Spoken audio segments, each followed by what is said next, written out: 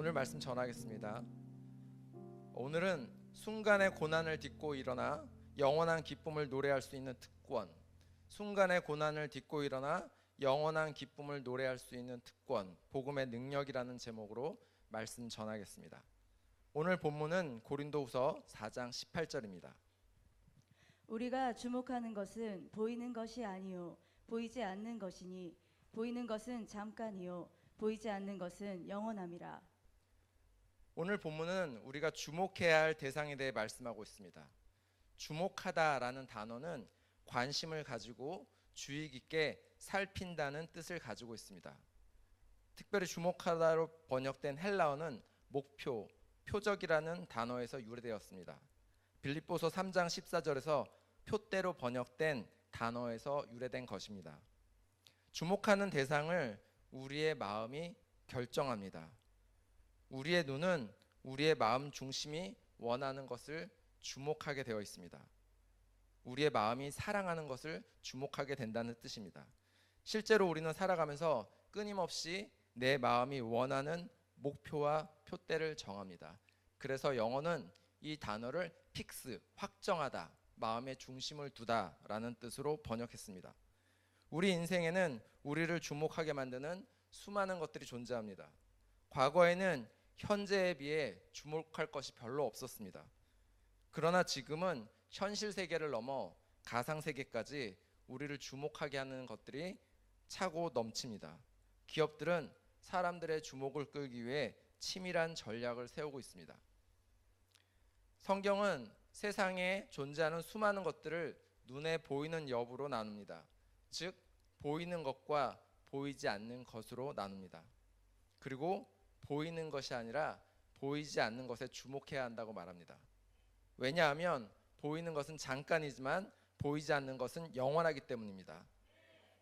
보이지 않는 것을 믿고 우리가 보이지 않는 것을 주목할 때 우리의 삶에 영원한 기쁨이 있을 것을 선포합니다. 보이는 것에 주목하는 사람은 무가치한 삶을 살 수밖에 없습니다. 삶에서 의미를 찾기가 어렵습니다. 목표를 잘못 정했기에 실패할 수밖에 없습니다. 지난해 두바이에는 세계 최고층 건물 부르즈 칼리바를 직접 눈으로 본 적이 있습니다. 근데 그때 주신 마음은 와, 놀랍다, 정말 대단하다라는 마음이 아니라 썩어 없어질 것이구나 라는 생각이 들었습니다. 두바이는 말 그대로 모든 것이 돈으로 움직이는 곳이고 돈이 가장 최고의 가치로 주목받는 곳입니다. 그런데 그 두바이에서 본 것은 결국 이 모든 것이 썩어 없어질 것이라는 것이었습니다. 보이는 세상 속에서 보이지 않는 세상의 삶의 방식으로 사는 사람은 필연적으로 고난을 당할 수밖에 없습니다. 왜냐하면 보이는 세상과 보이지 않는 세상의 작동 원리가, 영적 원리가 다르기 때문입니다. 키에르케고르는 고난의 기쁨이라는 책에서 인생에 존재하는 고난을 순간의 고난이라고 표현합니다. 오랜 시간 우리의 삶을 두렵게 하고 큰 상처를 주고 때로는 멈춰 세울 것 같은 엄청난 고난이 어떻게 순간의 고난일까요? 키에르케고르는 보이는 세상이 아니라 보이지 않는 세상을 주목하고 있기 때문입니다. 키에르케고르는 유한한 인간의 관점이 아니라 무한한 하나님의 관점에서 고난을 해석합니다. 야고보서 4장 13절에서 14절 말씀을 함께 읽겠습니다. 들으라, 너희 중에 말하기를 오늘이나 내일이나 우리가 어떤 도시에 가서 거기서 1년을 머물며 장사하여 이익을 보리라 하는 자들아, 내일 일을 너희가 알지 못하는도다. 너희 생명이 무엇이냐? 너희는 잠깐 보이다가 없어지는 안개니라. 인간적인 관점에서 볼 때 이 사람은 계획적인 사람이고 굉장히 부지런한 사람입니다. 그런데 하나님의 관점에서 이 사람은 보이지 않는 세계를 보지 못하는 영적으로 눈먼 사람입니다. 왜냐하면 영원한 하나님 나라가 아니라 이 땅의 것을 구하고 있기 때문입니다. 성경은 우리가 내일 일을 알지 못한다고 되어 있습니다. 이 말씀에 동의가 안 되는 분 계십니까? 여기 내일 일을 아시는 분 계십니까? 저는 지난 월요일에 갑작스러운 메시지 하나를 받았습니다. 내용은 저희 교회 듣는 마음 인쇄를 하는 인쇄소 사장님이 돌아가셨다는 메시지였습니다. 얼마 전에도 듣는 마음 인쇄 때문에 사장님과 통화를 했는데 갑작스러운 부고가 너무 당황스러웠습니다. 이처럼 우리는 내일 일이 아니라 당장 오늘 일어날 일도 알지 못하는 것이 인생입니다. 이처럼 잠깐 사이에 사라지는 우리의 인생은 허무하기 짝이 없습니다. 그 짧은 인생을 의미 없는 것만을 쫓아 산다면 더더욱 안타까운 인생이 될 것입니다. 영원을 주목하면 그로 인해 닥쳐오는 고난을 기쁨으로 감당할 수 있습니다. 반면 순간을 주목하면 고난을 이길 수 없습니다. 순간에 대해 성경은 다음과 같이 해석하고 있습니다. 영원하신 하나님 앞에 우리의 인생은 순간일 뿐이다. 시편 기자는 우리의 연수가 70이요 강건하면 80이라도 그 연수의 자랑은 수고와 슬픔뿐이요 신속히 가니 우리가 날아가나이다 라고 표현했습니다. 우리의 인생은 말 그대로 날아가는 인생입니다. 또한 사도 바울은 순간을 쫓아 사는 사람들을 그리스도의 십자가의 원수라고 표현하고 있습니다. 빌립보서 3장 19절에 보면 그들의 결과에 대해 사도 바울은 다음과 같이 말하고 있습니다. 그들의 마침은 멸망이요 그들의 신은 배요 그 영광은 그들의 부끄러움에 있고 땅의 일을 생각하는 자라. 사도 바울은 순간을 쫓아 사는 사람들의 마지막을 멸망이라고 표현하고 있습니다. 그리고 그들에게는 부끄러움이 있고 그리고 땅의 일로 모든 것이 끝난다고 말하고 있습니다. 그러므로 우리는 순간에 굴복하지 말아야 합니다. 순간에 지배당하지 말아야 합니다. 순간에 사로잡히지 말아야 합니다. 그리고 순간에 걸려 넘어져서는 안 됩니다.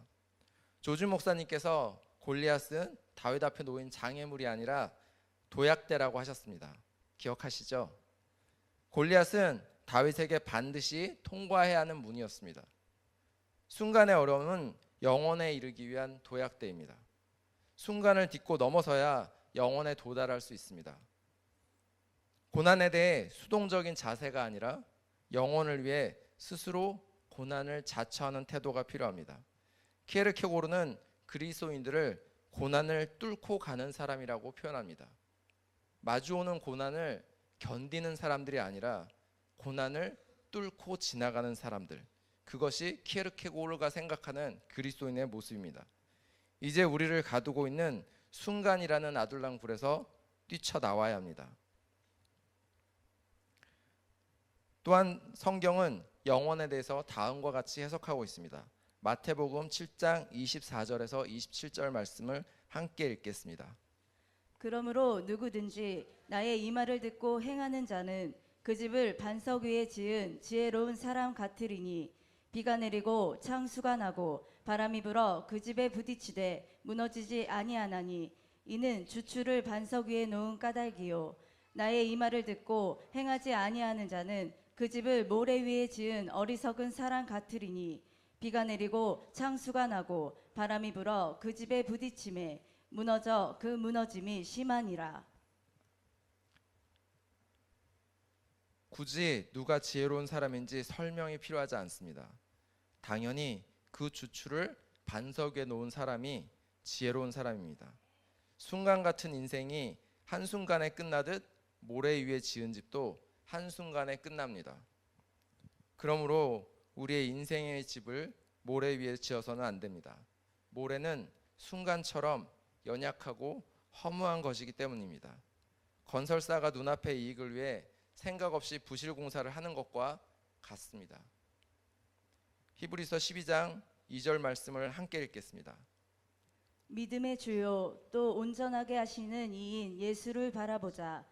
그는 그 앞에 있는 기쁨을 위하여 십자가를 참으사 부끄러움을 개의치 아니하시더니 하나님 보좌 우편에 앉으셨느니라. 성경은 계속해서 반석 위에 집을 지은 자 그리고 예수를 바라보는 자가 영원을 구하는 자라는 해석을 하고 있습니다. 믿음의 주요 또 온전하게 하신 이인 예수를 바라보자. 여기서 예수를 바라본다는 건 그냥 단순히 눈으로만 보는 게 아니라 우리의 마음 중심을 다해서 보는 것임을 믿습니다. 예수님은 수치스러운 십자가가 아니라 그 앞에 있는 기쁨을 주목하셨습니다.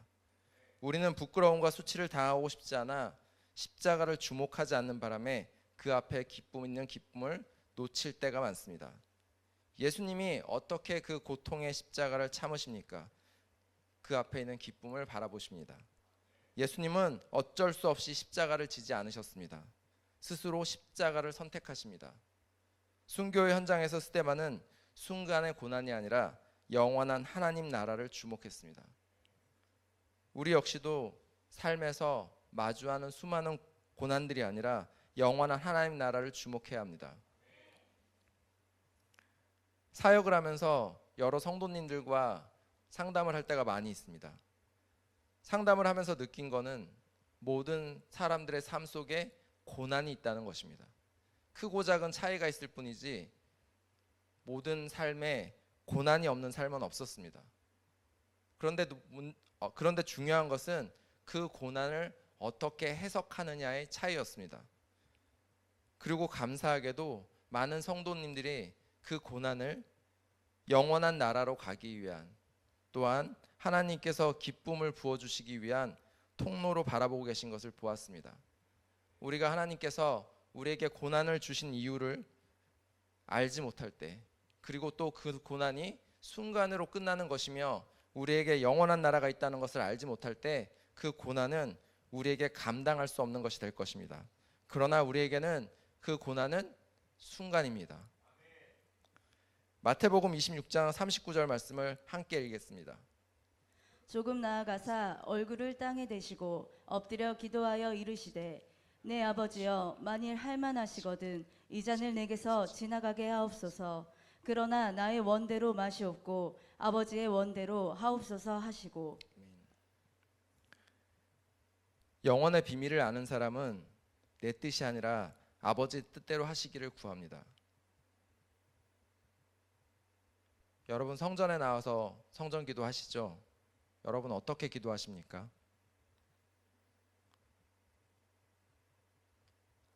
사람마다 구하는 내용이 다 다를 거라고 생각합니다. 성도님들이 처해 있는 상황에 따라서 건강에 대한 기도가 될 수도 있고, 또 재정에 대한 기도가 될 수도 있고, 또 관계에 대한 기도가 될 수도 있고, 자녀에 대한 기도들이 될 수도 있을 것이라고 생각합니다.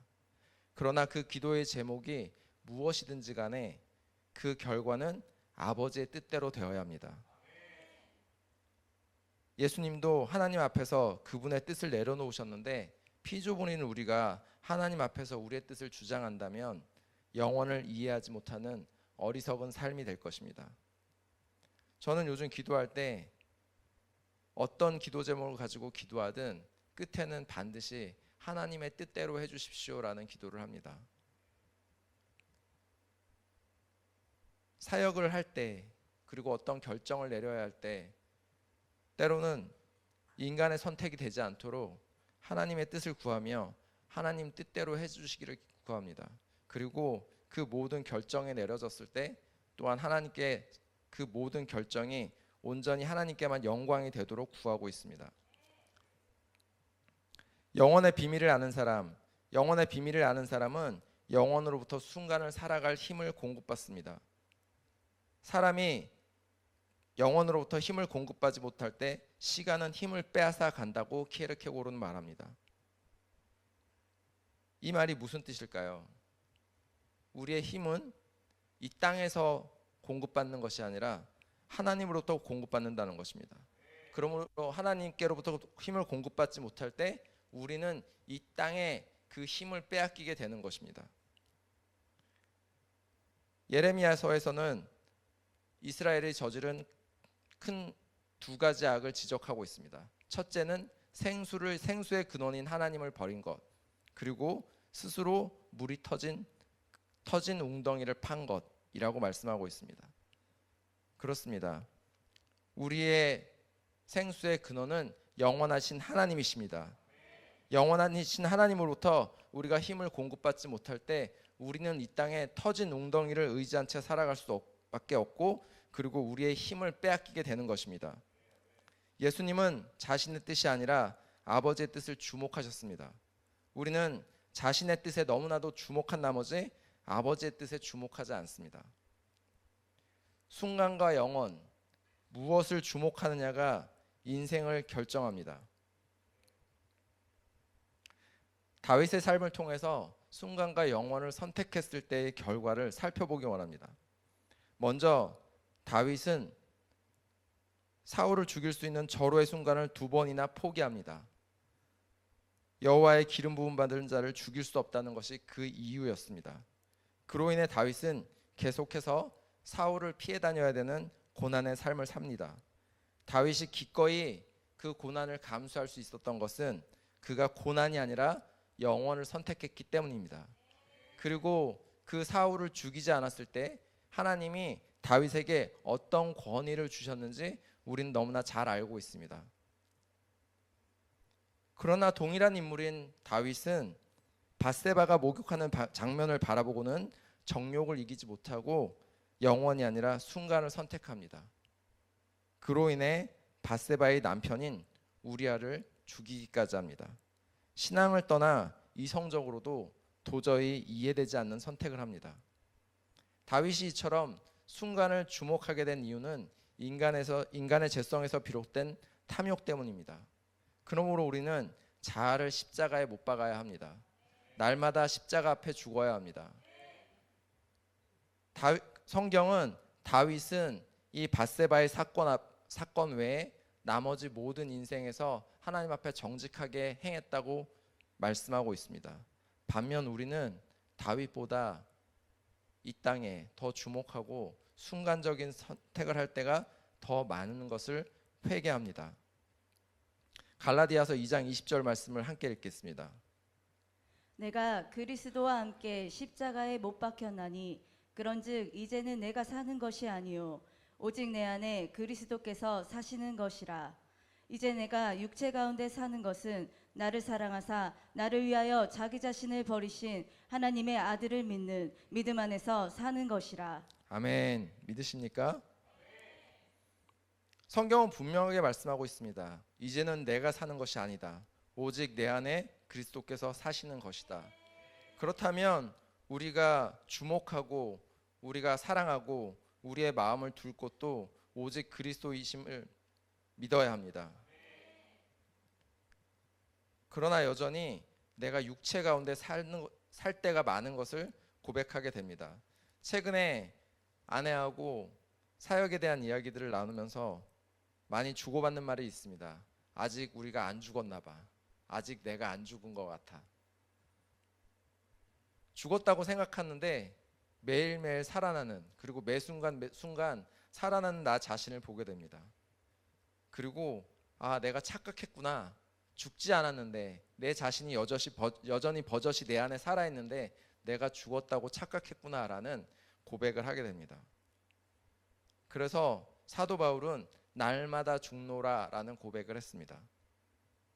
우리의 삶은 하나님 앞에서 날마다 죽어야 되는 삶이 되어야 될 줄 믿습니다.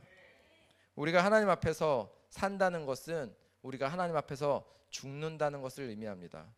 우리가 하나님 앞에서 죽지 않는다면 우리는 하나님이 원하시는 영원한 나라를 상속받을 수 없습니다. 왜냐하면 하나님의 뜻대로 살지 않는 사람에게 하나님의 나라는 상속되지 않기 때문에 그렇습니다. 로마서 14장 8절 말씀을 함께 읽겠습니다. 우리가 살아도 주를 위하여 살고 죽어도 주를 위하여 죽나니 그러므로 사나 죽으나 우리가 주의 것이로다. 아멘. 우리가 오늘 찬양도 불렀지만 우리는 사나 죽으나 하나님의 것입니다. 나와 내 가정이, 내 일터가, 조이풀 교회가, 대한민국이 주를 위해 존재하는 것임을 알 때 영원의 비밀이 풀어집니다.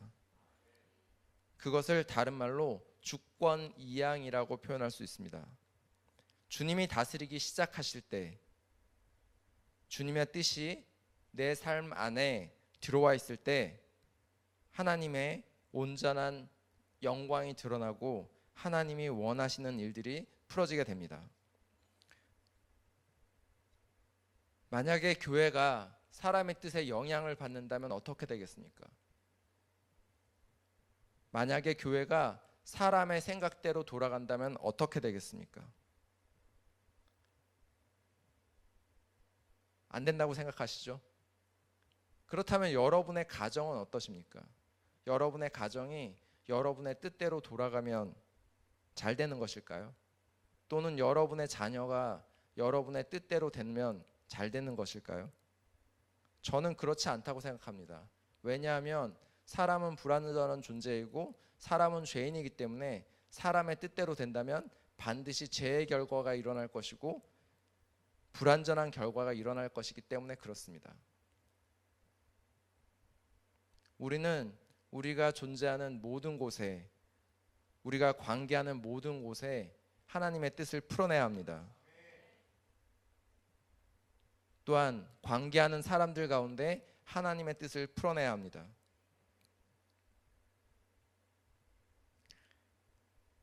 하나님이 우리를 이 땅 가운데 부르신 이유도 하나님의 뜻을 이 땅 가운데 풀어내기 위하심을 믿으셔야 합니다. 그래서 하나님은 이렇게 말씀하십니다. 시편 37편 5절에서 6절 말씀을 함께 읽으시겠습니다. 내 길을 여호와께 맡기라. 그를 의지하면 그가 이루시고 내 의를 빛같이 나타내시며 내 공의를 정오의 빛같이 하시리로다. 하나님은 분명히 말씀하십니다. 내 길을 나에게 맡겨라. 내 길을 나에게 맡겨라. 내 가정을 나에게 맡겨라. 내 자녀를 나에게 맡겨라. 내 일터를 나에게 맡겨라. 내 교회를 나에게 맡겨라. 그를 의지하면 그가 이루신다고 하셨습니다.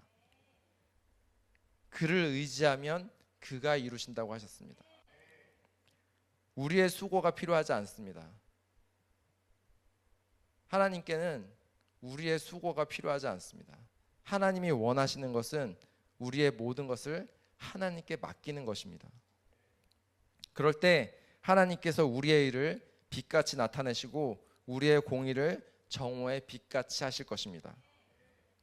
우리 가운데 어둠이 떠나가고 빛이 임하는 것만큼 축복된 것이 무엇이 있겠습니까? 우리는 영원한 빛에 거하는 빛의 자녀들임을 선포합니다. 또한 하나님은 이렇게 말씀하십니다. 시편 55편 22절 말씀을 함께 읽겠습니다.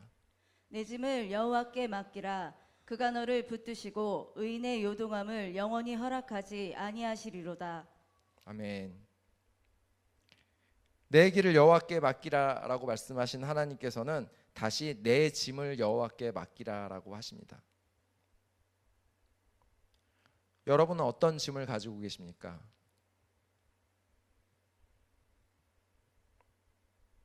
그 짐은 여러분에게 어떤 무게로 다가오고 계십니까?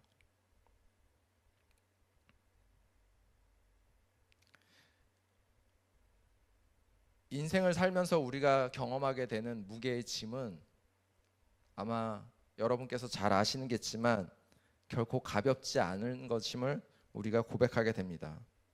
그런데 그 짐을 여호와께 맡기라고 말씀하십니다. 그러면 그가 너를 붙드실 것이라고 말씀하고 있습니다. 우리가 우리의 짐을 지고 걸어갈 때는 우리는 그 짐의 무게로 인해서 비틀거릴 수밖에 없습니다. 그리고 불완전한 삶을 살 수밖에 없습니다.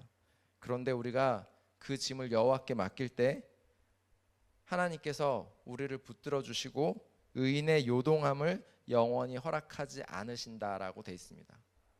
이 말씀은 아까 우리가 봤던 반석 위에 집을 지으라는 말씀과 동일합니다. 모래 위에 지은 집이라면 그 집은 아마 매일매일 우리가 불안함 속에서 살아야 될 것입니다. 그것처럼 우리가 내 짐을 내가 스스로 지고 살아간다면 그 짐은 우리를 괴롭게 할 것이고 우리를 고통스럽게 할 것이고 또 우리를 지치게 만들 것입니다. 그러므로 그 짐을 여호와께 맡겨야 합니다.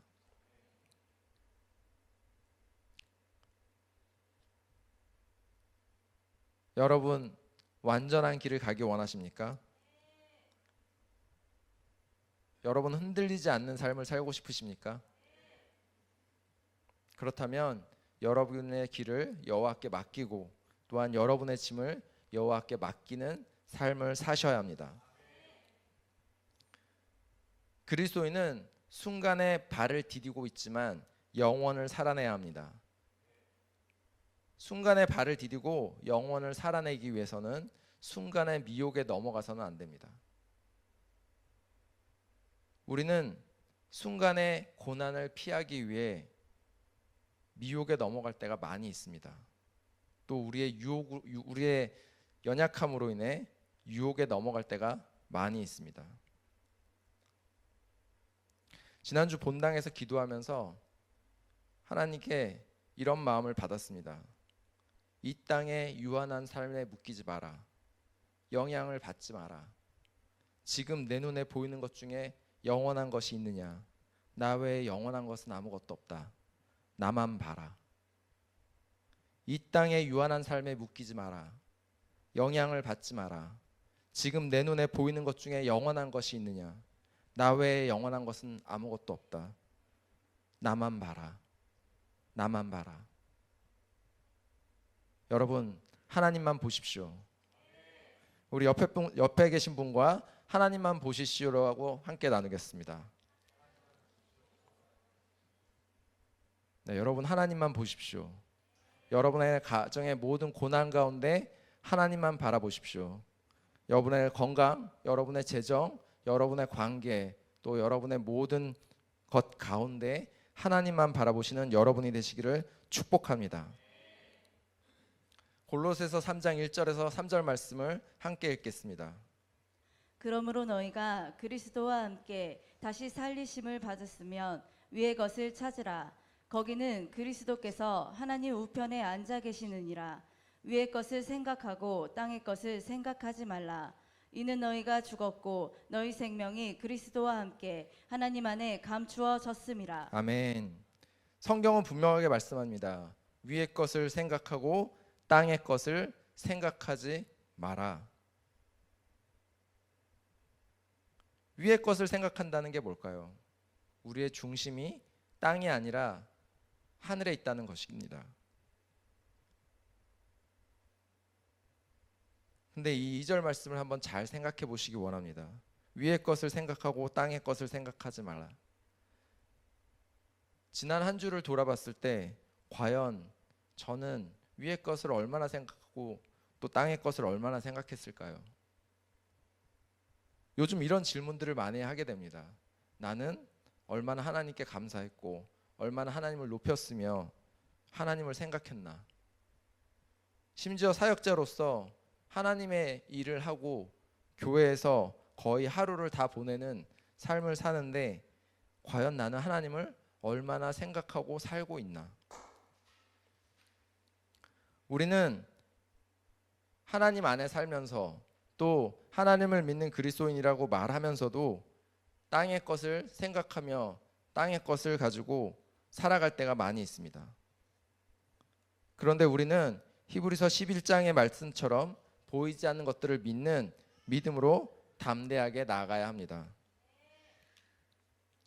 일상에서 보이지 않는 것을 주목하는 사람이 영원한 삶을 살 수 있습니다. 일상에서 보이지 않는 것을 주목하는 사람이 영원한 안식을 누릴 수 있습니다. 일상에서 보이지 않는 것을 주목하는 사람이 영원한 기쁨을 누릴 수 있습니다. 일상에서 보이지 않는 것을 주목하는 사람이 영원한 힘과 능력을 공급받을 수 있습니다. 일상에서 십자가를 주목하는 삶을 살아야 합니다. 그때 우리를 통해 영원한 복음의 능력이 나타나기 시작할 것입니다. 일상에서 보이지 않는 삶을 살아내는 사람만이 복음을 전할 수 있고 선교를 할 수 있습니다. 우리의 삶이 일상에서 보이지 않는 삶을 바라보지 못한다면 우리의 전도는 힘을 잃게 될 것입니다. 그러므로 우리가 하나님 앞에 전도하는 자로 또 선교하는 자로 살기 위해서는 우리의 일상에서부터 보이지 않는 삶을 주목하는 것이 회복되어야 합니다. 우리가 하나님의 나라를 주목할 때 그리고 우리가 하나님 나라의 영원한 그 능력과 또 기쁨을 주목할 때 우리의 전도에는 힘이 생기고 능력이 생길 줄 믿습니다. 여러분 전도해 보신 적 있으시죠? 예. 여러분 전도하고 돌아서실 때 우울하신가요? 아니면 기쁘신가요? 전도를 마치고 교회로 돌아오시거나 또는 전도를 마치고 모임을 하실 때 기쁜 마음이 드세요? 아니면 우울한 마음이 드세요? 네, 왜죠? 복음에는 기쁨이 있고 능력이 있기 때문입니다. 로마서 1장 16절 말씀을 함께 읽겠습니다. 내가 복음을 부끄러워하지 아니하노니 이 복음은 모든 믿는 자에게 구원을 주시는 하나님의 능력이 됨이라. 먼저는 유대인에게요 그리고 헬라인에게로다. 여러분은 복음을 부끄러워하지 않으십니까? 복음은 먼저 믿는 자에게 구원을 주시는 하나님의 능력이라고 되어 있습니다. 우리는 믿는 자들입니다. 그렇다면 우리 안에는 구원을 주시는 하나님의 능력이 있음을 믿으셔야 합니다. 고린도전서 1장 18절 말씀을 함께 읽겠습니다. 십자가의 도가 멸망하는 자들에게는 미련한 것이요 구원을 받는 우리에게는 하나님의 능력이라. 아멘.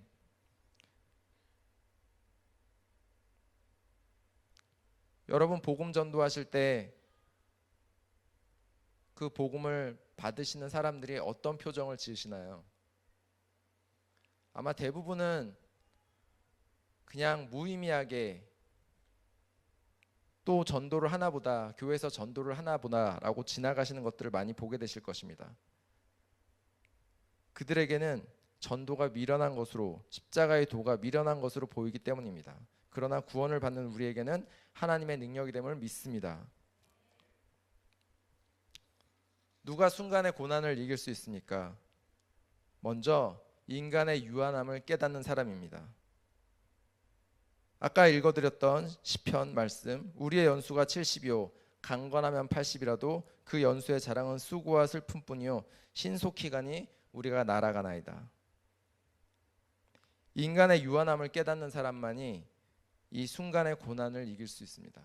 왜냐하면 우리가 지금 겪는 고난은 영원하지 않기 때문입니다. 둘째, 십자가를 지고 어린 양의 길을 가는 사람만이 순간의 고난을 이길 수 있습니다. 사도 바울은 많은 사람들이 그리스도의 십자가의 원수로 행하는 것을 슬퍼합니다. 왜냐하면 그들의 끝을 알기 때문입니다. 십자가를 모르는 사람들은 결코 순간의 고난을 이겨낼 수 없습니다.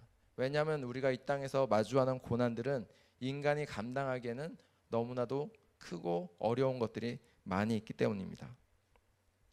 셋째, 아버지의 뜻을 행하는 사람이 순간의 고난을 이겨낼 수 있습니다. 사도 야고보는 믿음이 있다고 말하면서 행함이 없으면 소용이 없다고 말합니다. 많은 사람들이 끝을 안다고 착각합니다. 그러나 머리가 아는 것이 아니라 몸이 반응하는 것이 진짜 아는 것입니다. 예배의 중요성을 알면서도 예배를 드리지 않는다면 예배의 중요성을 모르는 것입니다. 예배의 중요성을 안다면 몸이 먼저 반응해서 예배의 자리로 나오게 될 것입니다. 끝을 아는 사람들은 함부로 살지 않습니다.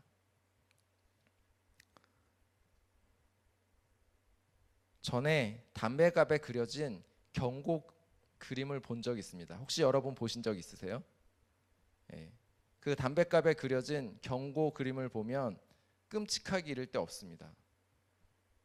어떻게 이런 그림을 보면서도 이런 결과가 나올 것이라는 것을 알면서도 담배를 피울 수 있을까 싶을 정도로 끔찍한 그림이 거기 그려져 있습니다.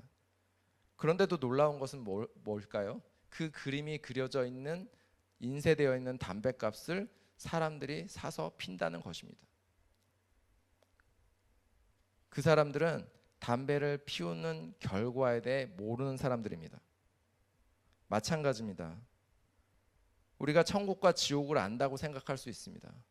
그러나 우리가 심판을 대비하지 않는 삶을 산다면, 우리가 영원을 선택하지 않고 순간을 선택하는 삶을 산다면 우리는 천국과 지옥이 있다는 것을 모르는 사람들과 똑같습니다. 누가 영원한 기쁨을 누릴 수 있습니까? 보이지 않는 것을 바라보는 사람이 영원한 기쁨을 누릴 수 있습니다.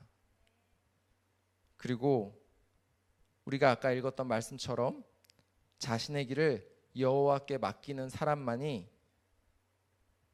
영원한 기쁨을 누릴 수 있습니다.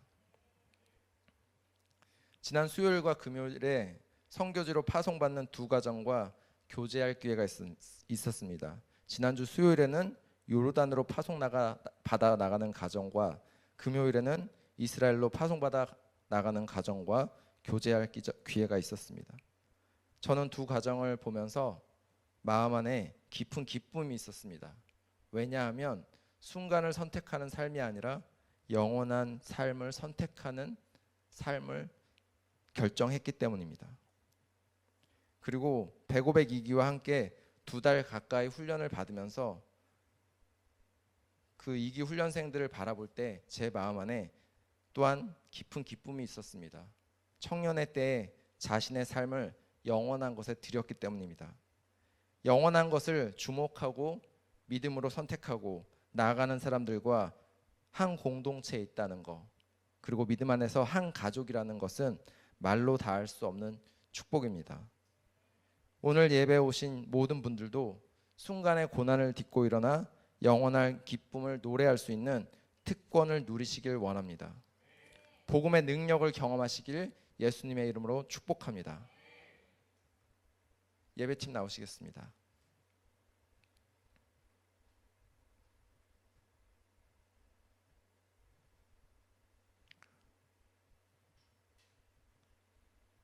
고난은 순간으로 끝납니다. 여러분 잊지 않으셨으면 좋겠습니다. 고난은 순간으로 끝납니다. 고난은 순간으로 끝납니다. 지금 여러분 안에 어떠한 고난이 있든지 그 고난은 결코 영원하지 않습니다.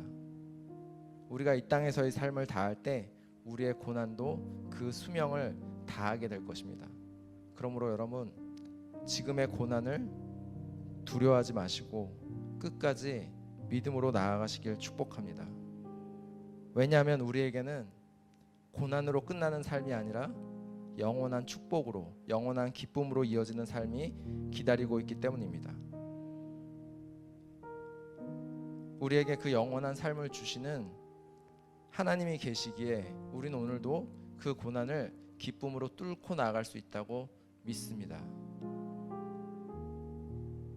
그리고 우리가 그 고난을 믿음으로 뚫고 나갈 때 또한 고난 가운데 있는 열방의 사람들, 그리고 북한의 사람들, 그리고 또 고통 가운데 있는 수많은 이웃들을 영원한 기쁨으로 인도할 수 있다고 믿습니다.